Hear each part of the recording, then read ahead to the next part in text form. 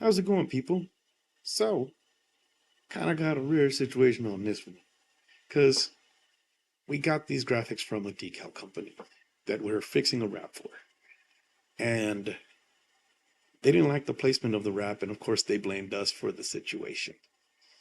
But, these people, they're in other states, sometimes other countries, and they're not measuring your vehicle, and they don't have all the vehicles accessible to them to measure in order to know what to produce for your vinyl and for your vehicle.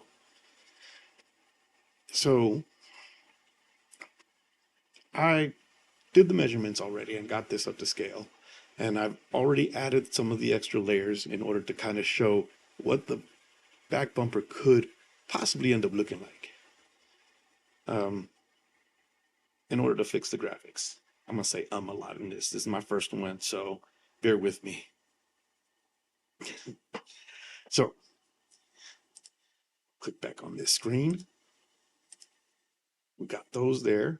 Let me add this to make this disappear because they didn't like some of the triangles that hit right in these lines of the bumpers. I kind of want to show you guys what's going on here. So we'll brush that in, we'll get that. And let's get rid of that layer mask.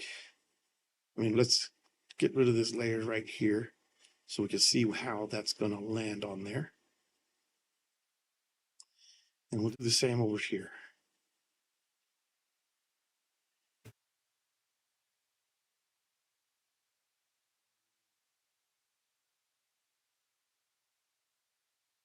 So these people, they weren't happy.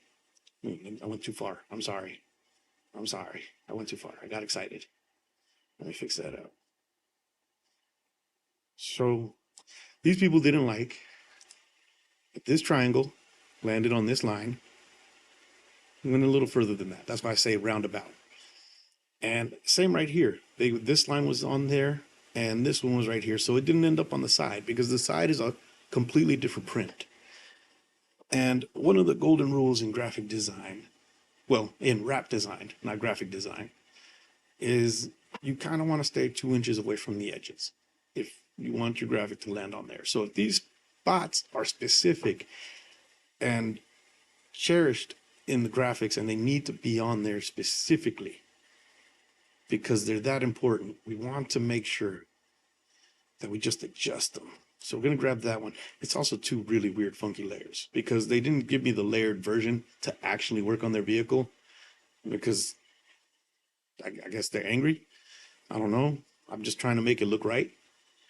And I'm going to show you right here. So let's click on that layer. Control J. And luckily, it's all white background, so it's very easy to manipulate. And let's bring that in over here. So that way, we've got it about 1.5 inches away from that line. Not an inch down. Let's go a little further away from there, just to make sure that that dot lands right where it needs to be. And now we're going to do the same with this side. Only one problem. The fade one, I'm just getting rid of. The little green one, I'll bring in. So let's separate these two out. Let's go like that. Bring that there. And then bring that down here. We will make that disappear in just a second. Hold on. Bring that. That way, that line, we know for sure it's not going to hit. It's not going to hit on that line. The dot is in the graphic. And now, let's layer mask that because we don't want to damage the original, just in case.